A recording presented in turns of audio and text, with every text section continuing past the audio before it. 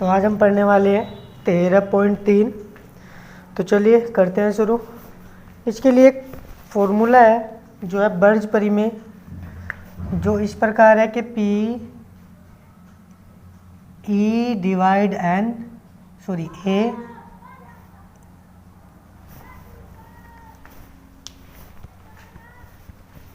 जो है P E divide में A is equal P A E1 plus P A E2 नहीं ये divide sigma P A E I, ये इसके लिए फॉर्मूला है। P E divide A is equal होगा P A E I और सिग्मा P A डिवाइड में होगा E I। कैसे होगा ये हम एक्सरसाइज में समझ लेंगे, ठीक है। तो ये इसके लिए फॉर्मूला है। और उसके बाद करते हैं एक शुरू सवाल। क्वेश्चन नंबर 1 हमें दिया गया है। क्वेश्चन नंबर 1 में एक क्लास में 5 लाल और 5 काली गेंद है, तो कुल गेंद कितनी हो गई। सबसे पहले हमें दिया गया कुल गेंद। कुल गेंद जो हमारे पास है वो है 10। लाल गेंद इसमें दे रखी है कितनी, 5, और काली गेंद कितनी दी गई है, वो भी है कितनी, 5। आगे क्या कहा गया है, कहा गया है यदृच्छा एक गेंद निकाली जाती है, रंग नोट करने के बाद पुनः कलश में रख दी जाती है। मतलब एक गेंद निकाल ली है, उसका रंग नोट किया और उसे वापस रख दिया। तो हम दो कंडीशन मान लेते हैं। माना निकली गेंद लाल है, तब इसकी प्रायिकता क्या आ जाएगी। लाल गेंद होने की प्रायिकता, लाल गेंद होने की प्रायिकता P, यहाँ पे लिख देता हूँ, लाल गेंद होने की प्रायिकता कितनी होगी। लाल गेंद होने की प्रायिकता है 5/10, डिवाइड करोगे कितना, 1/2। अब जिस रंग की गेंद निकल रही है, दो अतिरिक्त गेंद उसमें और रख दी जाती है। तो अब कुल गेंद कितनी होगी, कुल गेंद होगी अब 12, क्योंकि 2 और गेंद डाल दी गई। जिसमें लाल गेंद कितनी होगी, लाल गेंद इसमें होगी अब 7, और काली गेंद कितनी होगी, काली गेंद जो होगी वो होगी 5। फिर उसने कहा कि दूसरी गेंद के लाल होने की क्या प्रायिकता है। तो दूसरी गेंद के लाल होने की प्रायिकता, तो दूसरी गेंद के लाल होने की प्रायिकता कितनी होगी, 7/12। लेकिन यदि जो पहली गेंद निकाली गई है वो लाल ना हो, हमने क्या किया, मान लिया, माना पहली गेंद काली है। और 2 कंडीशन हो सकती है कि पहली गेंद क्या हो, काली हो। तो काली गेंद होने की प्रायिकता, काली गेंद की है 5/10, डिवाइड करोगे कितना हो जाएगा, 1/2। अब कुल गेंद कितनी हो जाएगी, अब कुल गेंद हो जाएगी 12। लाल गेंद कितनी है इसमें, 5, और काली गेंद कितनी होगी अब, वो होगी 7। तो दूसरी गेंद के लाल होने की प्रायिकता कितनी होगी, दूसरी गेंद के लाल होने की प्रायिकता वो अब होगी 5/12, क्योंकि लाल गेंद अब कितनी है, वो 5 है। अब कहा यह गया है कि दूसरी गेंद के लाल होने की प्रायिकता दोनों के अकॉर्डिंग, तो दूसरी गेंद के लाल होने की प्रायिकता कितनी होगी। अब हो सकता है कि दोनों की दोनों गेंद रेड हो, लेकिन ये हो सकता है कि पहली ब्लैक हो फिर रेड हो। 2 कंडीशन है, क्योंकि दूसरी गेंद लाल हो, पहली गेंद क्या हो ये नहीं कहा उसने। तो लाल होने की प्रायिकता पहली गेंद में हमने कितनी निकाल ली थी, 1/2। दूसरी गेंद के लाल होने की प्रायिकता 7/12। पहली गेंद के ब्लैक होने की प्रायिकता 1/2, दूसरी गेंद के लाल होने की प्रायिकता 5/12। दोनों के डिवाइड में सेम है तो कितना हो जाएगा 7 × 7 और 5 12, डिवाइड में कितना हो जाएगा 24। तो आंसर कितना आ गया 12/24। डिवाइड करोगे कितना 1/2। तो इसका आंसर कितना आ गया 1/2। ठीक है, चलिए क्वेश्चन नंबर 2 देखते हैं क्या है।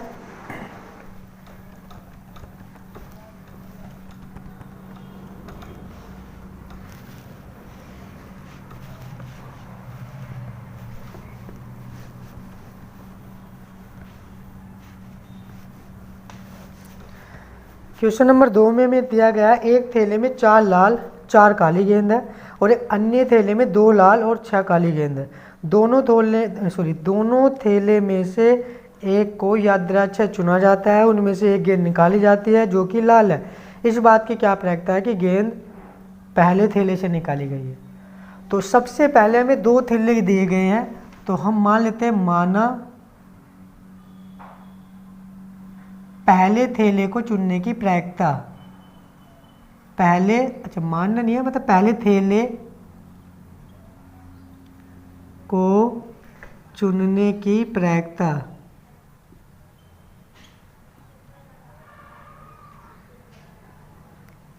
Pe1, मतलब कि जब 2 थैले हैं सबसे पहले तो हम दोनों थैले में से किसी एक को चुनेंगे, या तो पहला थैला चुना जाएगा या दूसरा। तो उनको चुनने की प्रायिकता कितनी होगी 1/2, क्योंकि 2 थैले एक को हमें चुनना है। पहले थैले से लाल गेंद होने की प्रायिकता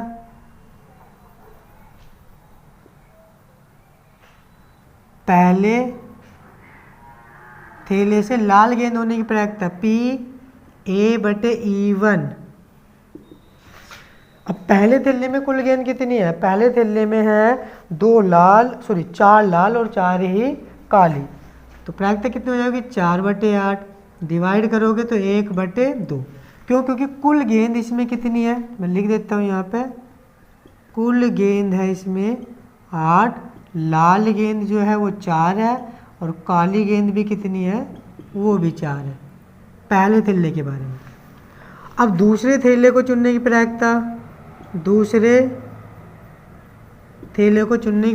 Pe2, वो भी 1/2 होगी, क्योंकि 2 थैले में से दूसरे को चुनो चाहे पहले को चुनो, प्रायिकता तो सेम ही रहने वाली है। अब दूसरे थैले में कुल गेंद कितनी है, कुल गेंद है 8, इसमें भी कितनी है 8 है, जिसमें लाल कितनी है, जो लाल है वो 2 है और काली जो गेंद है वो 6 है। अब दूसरे थैले से लाल गेंद होने की प्रायिकता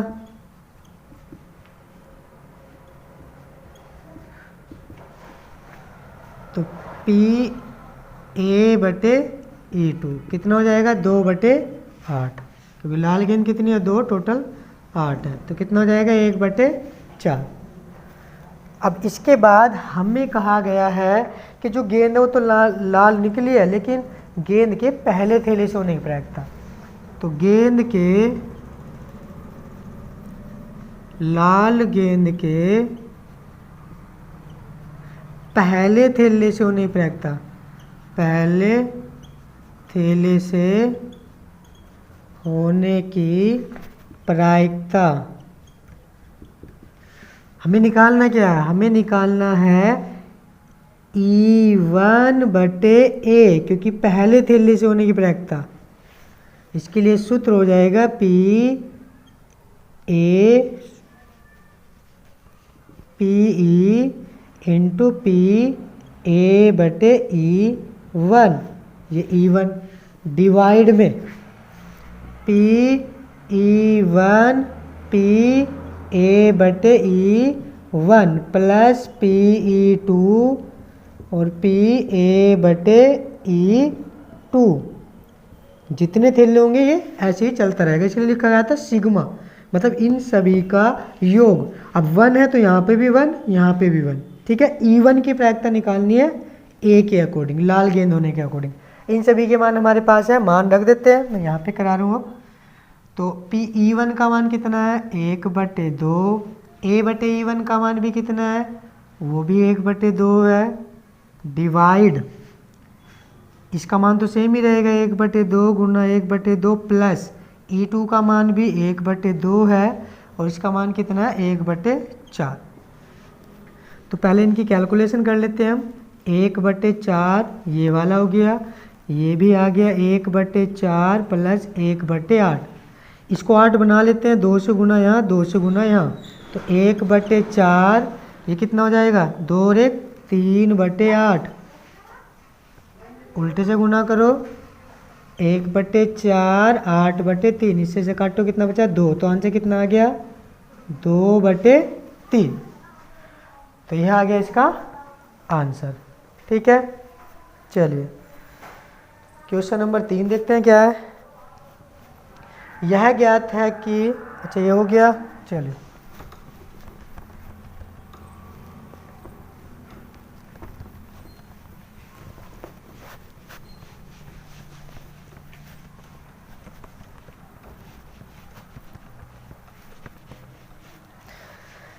तीन में देखते हैं क्या दिया गया है। क्वेश्चन नंबर 3 दिया गया है, यह ज्ञात है कि एक महाविद्यालय के छात्रों में से 60% छात्रावास में रहते हैं और 40% छात्रावास में नहीं रहते। तो छात्रावास में रहने की प्रायिकता कितनी है? छात्रावास में रहने की प्रायिकता कितनी दे रखी है उनने? PE1 का मान 60%, यानी कि 0.6%। को 100 से भाग देंगे तो 0.6 आ जाएगा। दूसरा 40% छात्रावास में ना रहने वाले, छात्रावास में ना रहने की प्रायिकता PE2, छात्रावास में नहीं रहने की प्रायिकता कितनी है? 40%, तो 0.4। फिर उसने क्या कहा है? उसने कहा है छात्रावास में रहने वालों में से 30% और छात्रावास में ना रहने वालों में से 60% ए ग्रेड पाए। तो छात्रावास में या ए ग्रेड, उसने क्या कहा? उसने कहा ए ग्रेड पाने वालों की छात्रावास में रहने की प्रायिकता, छात्रावास में रहने वालों की ए ग्रेड पाने की प्रायिकता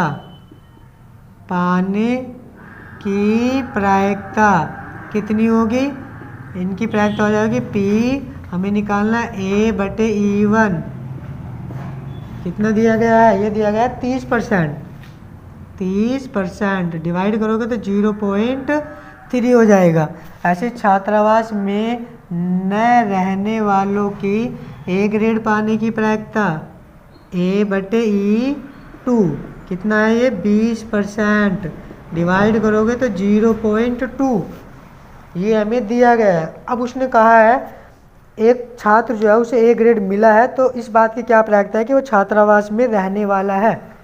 ए ग्रेड पाने वाले विद्यार्थी की छात्रावास में रहने की प्रायिकता, ए ग्रेड पाने वाले विद्यार्थी की छात्रावास में रहने की प्रायिकता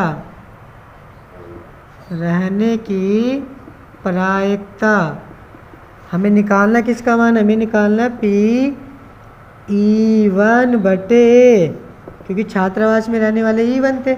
इसके लिए सूत्र क्या बनेगा? PE1 PA/E1 PE1 और PA/E1 प्लस PE2 और PA/E2। ठीक है, सभी के मान रख दो। E1 का मान कितना है? 0.6 गुना A/E1 का कितना है? 0.3, ये रहा। इसका मान कितना है? 0.6 गुना 0.3 प्लस इसका मान 0.4 गुना 0.2।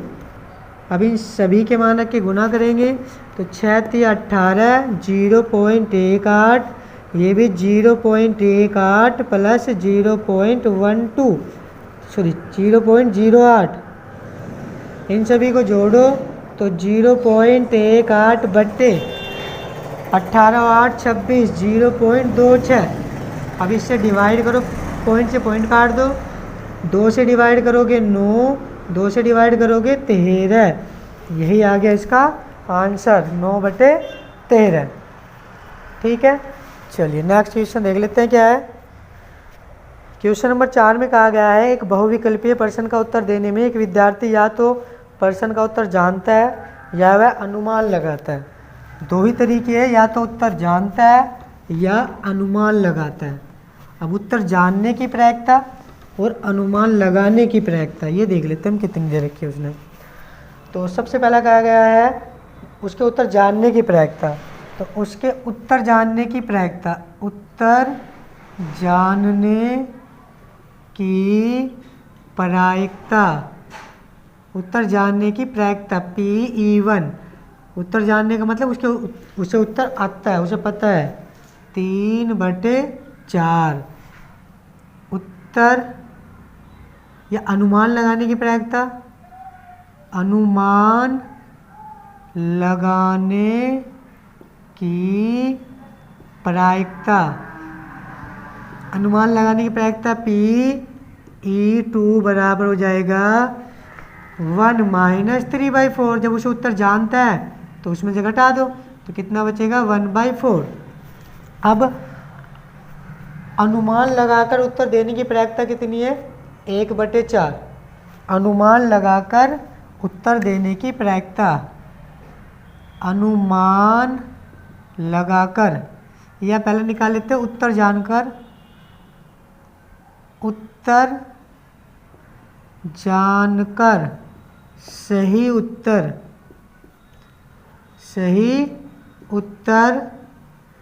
देने की प्रायिकता कितनी होगी PA/E1।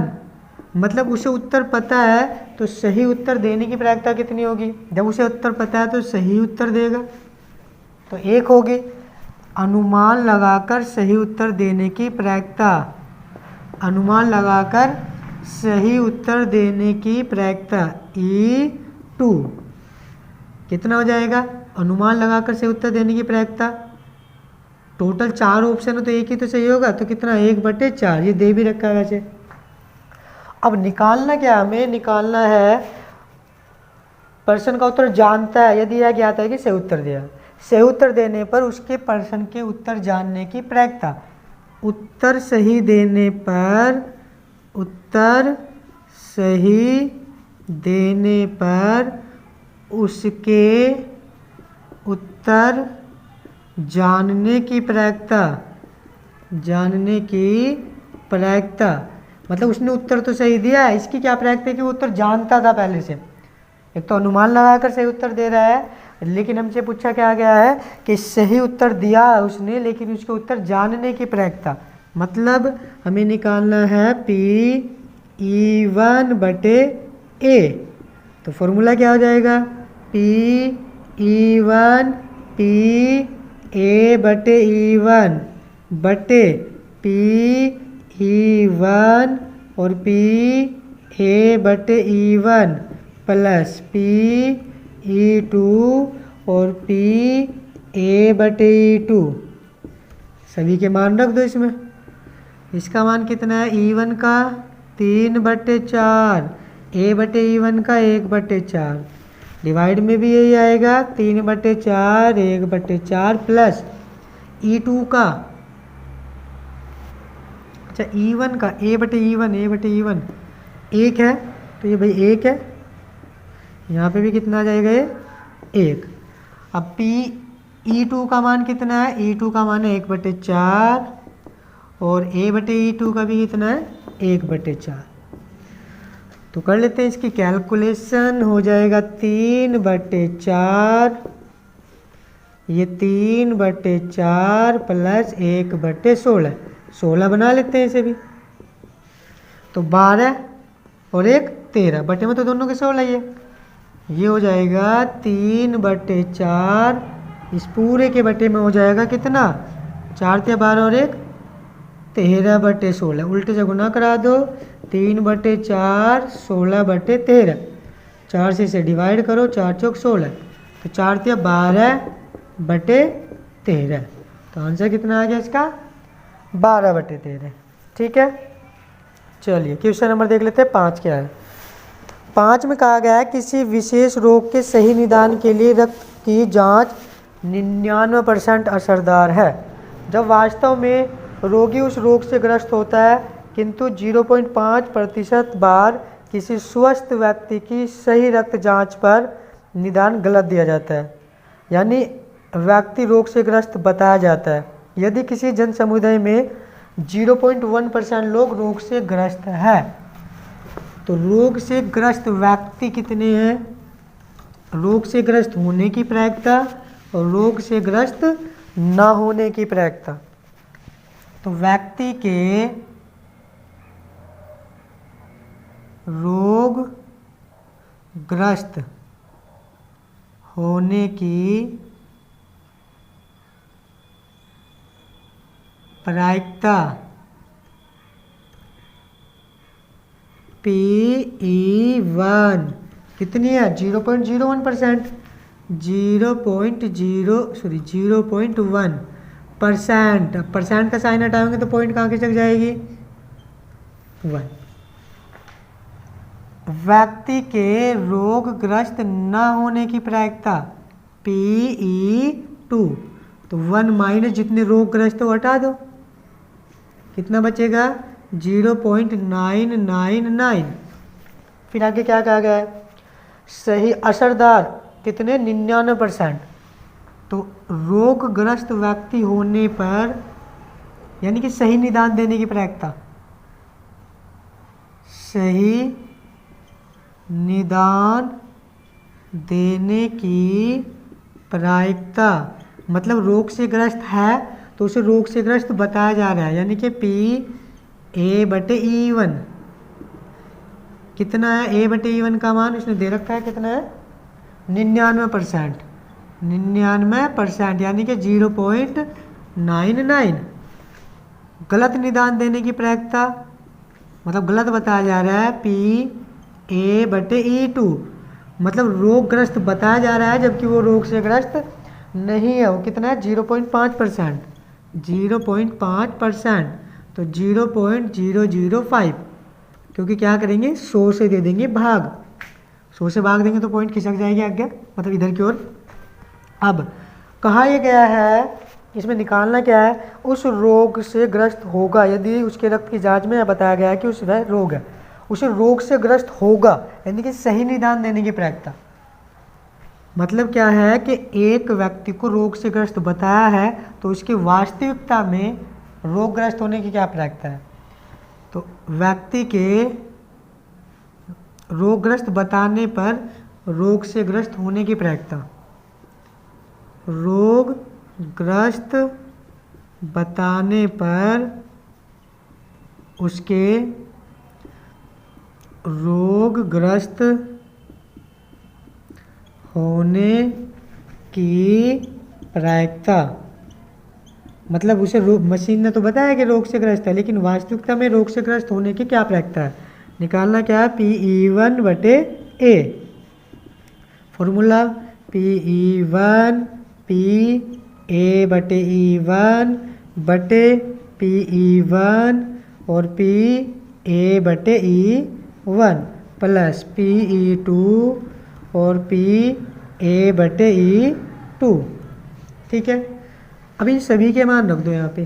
कितना मान है E1 का, 0.001 गुना A/E1 का, A/E1 0.99, डिवाइड में तो ये रहने वाला है, गुना 0.99 प्लस E2 का 0.999 गुना इसका मान कितना है 0.005। अब ये देख लेते हैं कि पॉइंट कितने अंकों के बाद है, क्या सभी में सेम है क्या, ताकि पॉइंट हटा दे, ज़्यादा प्रॉब्लम ना हो। या पहले गुना करा लेते हैं। हमने गुना कराई तो 1 से गुना कराओगे सेम रहेगा, कोई प्रॉब्लम नहीं है। 0 पॉइंट कितने के पहले लगेगी 1 2 3 4 5, 1 2 3 4 5 डिवाइड, ये भी सेम रहेगा 0.00099 प्लस इसकी भी गुना करा लेते हैं।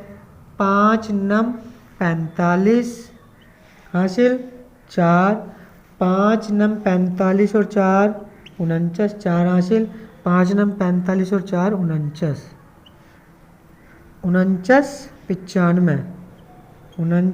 49 पॉइंट कितने के बाद है 1 2 3 4 5 6, 6 से पहले 1 2 3 4, अभी तो 4 ही हुए, हमें तो 6 से पहले लगाने।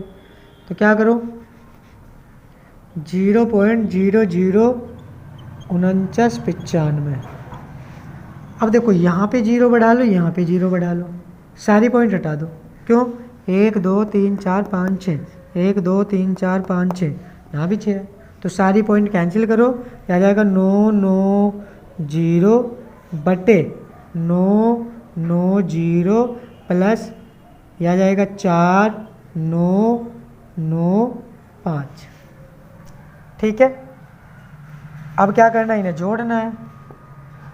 तो 990 बटे 5, 9 9 18, एक हासिल 9 9 18 1 19 और ये 5, इसे 5 से डिवाइड कर सकते हैं। 5 एकन 5 कितना बचा 4, 5 नम 45 कितना बचा 5 अट्ठे 40, 5 से इसे डिवाइड करो, 5 एकन 5 फिर 5 एकन 5 कितना बचा 4, 5 नम 45 बचा 3, 5 सत्ते 35, तो कितना आ गया डिवाइड में 1197। अब देखते क्या 9 से कट रहा है, तो कट जाएगा 9 से। कैसे 9 दूनी 18, 9 दूनी 18, 9 से ये भी कटेगा। 9 एकन 9 कितना बचा यहाँ 2, 9 तिया 27 कितना बचा 2, 9 तिया 27। अब क्या 11 से कटेगा ये, देख लेते हैं 11 नहीं कटेगा, तो आंसर कितना आ गया 22 बटे 133, ये आ गया इसका आंसर। ठीक है, चलिए क्वेश्चन नंबर 6 देख लेते हैं क्या है।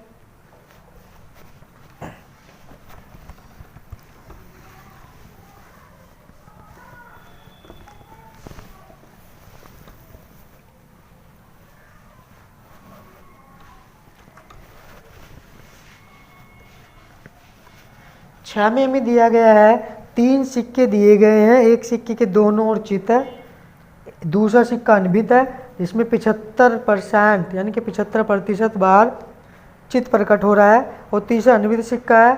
तीनों में से एक सिक्के को यादृच्छिक चुना जाता है, उसे उछाला जाता है। यदि सिक्के पर चित प्राप्त हुआ है तो क्या प्रायिकता है कि यह दोनों चित वाला सिक्का है। दोनों चित वाला सिक्का होने की प्रायिकता निकालनी है हमें। तो सबसे पहले सिक्के को चुनने की प्रायिकता, पहले सिक्के को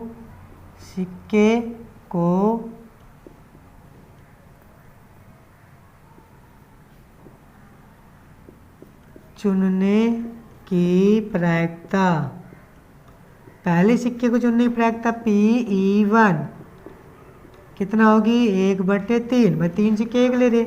दूसरे सिक्के को चुनने की प्रायिकता कितनी हो जाएगी, फिर वो भी इतनी होगी PE2 1/3। तीसरे सिक्के को चुनने की प्रायिकता वो भी इतनी होगी 1/3। पहले सिक्के पर चिताने की प्रायिकता, पहले सिक्के पर चिताने की प्रायिकता कितनी हो जाएगी PA/E1। अब पहले सिक्के पर दोनों ओर क्या है चित है, तो चित ही आएगा, तो कितनी होगी 1। दूसरे सिक्के पर चित आने की प्रायिकता PA/E2 कितना हो जाएगा 75% चित आ रहा है, तो 100 डिवाइड में रखेंगे यदि, तो 75/100 यानी कि 3/4, 25 से दोनों को डिवाइड किया। तीसरे सिक्के पर चित आने की प्रायिकता P वो अनभित है, चित और पट दोनों है उसके साइड में, तो 1/2, क्योंकि उस पर चित भी है और पट भी है। अब कहा क्या गया है कि चित प्रकट हुआ है लेकिन वह दोनों सिक्के दोनों चित वाला है, वो कौन सा, E1। तो हमें क्या करना है, चित आने पर सिक्के के पहले सिक्के के होने की प्रायिकता, चित आने पर पहले सिक्के के होने की प्रायिकता, मतलब चित आया है तो उसका पहले सिक्के को नहीं प्रायिकता, मतलब क्या निकालना है, P(E1/A)। अब इसके लिए सूत्र क्या होगा, सूत्र हो जाएगा P(E1/A) बराबर होगा P(E1)PA/E1 डिवाइड में P(E1)PA/E1 प्लस P(E2)PA/E2 फिर प्लस P(E3) और PA/E3। ठीक है, सभी के मान रख दो। E1 का मान कितना है, 1/3।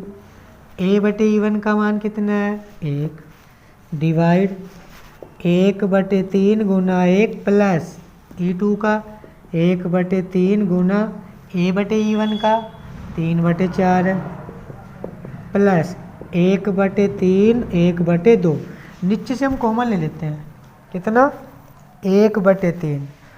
तो यहाँ पे करा रहा हूँ मैं इसे, बराबर लगाया, 1/3 ऊपर तो है ही रहेगा गुना 1, नीचे से 1/3 कॉमन ले लिया, बचा कितना, 1, 3/4 1/2, 1 3/4 1/2, 1/3 से 1/3 कैंसिल, कितना हो जाएगा ये, 4 और 3 7/4 प्लस 1/2, 2 से गुना 2 से यहाँ, क्योंकि दोनों के डिवाइड में सेम हो जाएगा, तो कितना हो जाएगा ये हो जाएगा 1/9/4, 4 ऊपर पहुँच जाएगा, तो 4/9 इसका क्या हो जाएगा, आंसर। ठीक है, तो 6 क्वेश्चन हो गए इसके, शेष जो 6 क्वेश्चन है वो नेक्स्ट वीडियो में करेंगे। ठीक है, तो आज के लिए इतना ही रहने देते हैं, धन्यवाद।